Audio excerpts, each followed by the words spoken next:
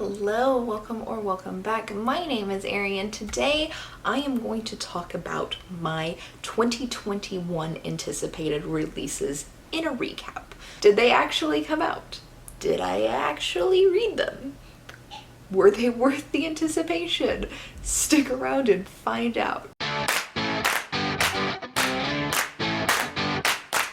So, my first anticipated release from last year was Clara in the Sun by Kazuo Ishiguro. Kazuo Ishiguro is one author that I had read a couple of books by. I liked his books, but I hadn't quite hit that love point where it's like he was an auto-buy author, but I was giving every single one of his books 4 stars. I did pick up Clara in the Sun, I did read it, and I gave it 4 stars again. But if you like a soft-spoken sci-fi, highly recommend it. The next up book that I had anticipated was The Thorn of Emberlin by Scott Lynch, which is the 5th book in the Gentleman Bastard series. This was supposed to release in October or November, and I had it pre-ordered, I was ready for it to go, and then it vanished, and now it doesn't have an anticipated release date anymore. We have no idea when it's coming out now. Maybe it'll come out next year in 2022, maybe it won't. I have no idea the status of this book. Next up was Cytonic, which is Skyward III by Brandon Sanderson. This did release at the end of November, so it's barely been out, but it did release. I have it. I will read it this month. I just haven't gotten around to it, but I expect this to be good. Next up was House of Sky and Breath by Sarah J. Maas, which is the 2nd book, and I don't remember the name of that series, but it's her newer series, obviously, because it's only the 2nd book, and this one did get pushed. This is expected release for 2022. Next up was Chain of Iron by Cassandra Clare, which was book 2 in, I don't know the name of the trilogy, but I did pick it up, I did read it. I have never hated an ending of a book more and still gave it 4 stars. Actually, I know I've hated an ending of a book more, but never highly rated it after hating the ending so much. So I need the 3rd book to come out, because I'm mad. I'm just mad. Next up was A Crown of Good Old Bones by Jennifer L. Armentrout. This is the 3rd book in her From Blood and Ash series, and I like where it's going. The book itself didn't stand out like super highly compared to like For Blood and Ash, which is the 1st book, which is my favorite in the series so far, but I do like where this is going. I'm excited to continue in the series, and obviously I did read it. After that is The Last Graduate by Naomi Novik, which is the 2nd book in her Scholomance series.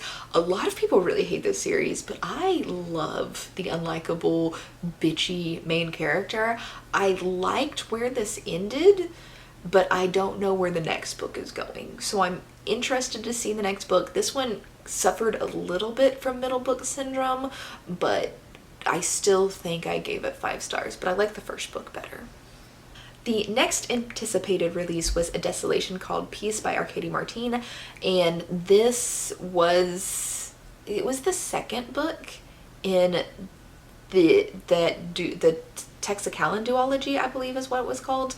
This was a sci-fi space opera duology, and I liked it but didn't love it just because like political sci-fi space opera is not really my thing, but I like the characters and her writing's beautiful, so I'm looking forward to more stuff that she releases. But the series is done, it did release, and I read it. Next up was Girls with Rebel Souls by Suzanne Young. It did come out, but I did not read it because I read a different series by Suzanne Young in January of last year and was so like put off and disgusted that I just was like, I don't have any interest in finishing this series now. And then the final anticipated release that I had last year was Game Changer by Neil Shusterman. It did come out, and I decided that I didn't care. I just completely lost interest in it. So if you've read Game Changer and think that I should reprioritize and actually read it, let me know in the comments below. But I don't know, by the time it came out, it came out like early in the year. It came out in like February, and then, but by the time it came out, I was like, yeah, don't care. So there you go. That was a quick recap of my 2021 anticipated releases. Out of the 8 books that actually did release, out of my 10 anticipated releases, I read 5 of them. 1 more I will have by the end of the year. So only 2 unread, and I think that's pretty good. I actually think I'm going to read Girls with Purple Souls in January too. So out of 10, 8 of them actually released. It looks like I'm going to read 7 of those 8. I think that's pretty good.